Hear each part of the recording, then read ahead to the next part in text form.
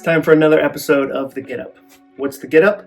The Get Up is a slingshot. It's a chance to pull back your day and launch you into a new adventure with encouragement, motivation, and practical actions you can apply to the goals you care about the most. Today, I want to talk about what it takes to finish a goal. See, a few years ago, a number of people came up to me and said, "Hey, I liked your book Start. It was helpful. It helped me start some things, but I've never had a problem starting. It's easy to start. I can start a new diet. I can start a new idea. I can register a URL on GoDaddy." That's the one that I do. Whenever I have some random idea, I'm like, I better get on that URL right now before some Russian teenager gets it. And I end up having 50 random, mostly bad ideas that I carry forward. My new commitment with my wife, the one that we agreed to a couple years ago, was that if I haven't touched a URL in a year, I have to release it back into the wild. If I haven't done anything with it for 12 months, I have to release it back into the wild. So good news for you, copyninja.tv, that's available. You might want to go jump on that one right now. But it's easy to start, it's hard to finish, and I was curious about that. And I wanted to find the answer. So I went to the University of Memphis, and I commissioned a research study with a PhD there named Mike Peasley. And he and I studied nearly 900 people for 6 months as they worked on their goals.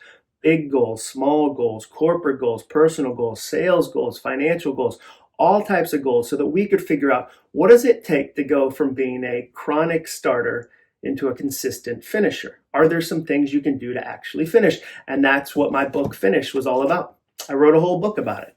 And I spent the last 5 years going around the world talking to hundreds of companies, thousands of people about what it takes to actually finish. And today I want to tell you one of the things that I learned about that process. You see, strict goals don't work.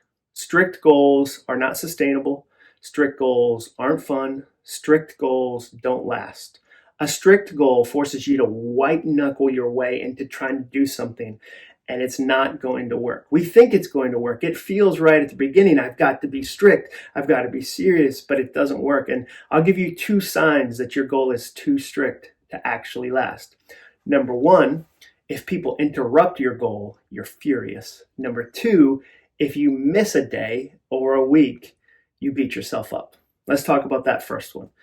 If you have a goal, say your goal is, I'm going to do a quiet time every morning. I'm going to get up early. I'm going to have my coffee. I'm going to focus. I'm going to read or meditate or pray, whatever your thing is. And you set that goal. And then your kid has the audacity to wake up early and interrupt it. If you react in anger, be careful. And isn't it ironic that you could be trying to read something that's going to make you a better person or help you love your family more, and your kid wakes up and you're like, "Shut up, I'm trying to learn how to love you." If your first response to an interruption is anger, be careful. Because when you have a strict goal, when you have a taskmaster goal, it sees any interruption not as an interruption, but as a personal attack. That kid didn't just wake up early. That kid is trying to ruin your whole day. How dare they? That's probably the one I struggle with the most. Last night at dinner, we were talking about that with my family. And I said, I feel like I only have 2 speeds. Here are my 2 speeds.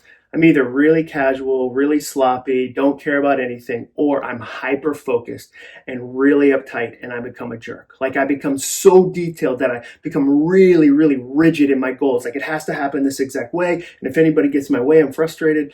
And I described that, and my 14-year-old daughter said, "Yeah, I feel like you're OCD or no CD." And I absolutely love that I'm OCD or no CD. I'm working on that. So be careful. That's the first sign that your goal is too strict. If you react in anger when it gets interrupted. The second sign is you beat yourself up.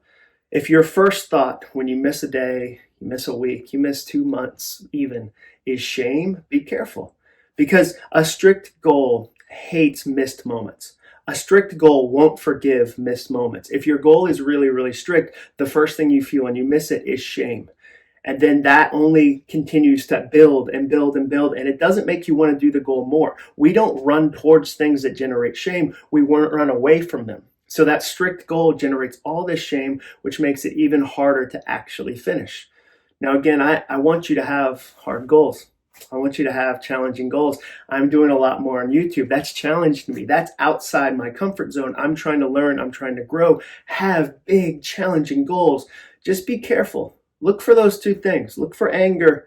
Look for shame. They don't lead to long-lasting goals. They don't lead to success. they lead to you quitting. That's one of the reasons most people don't finish their goals.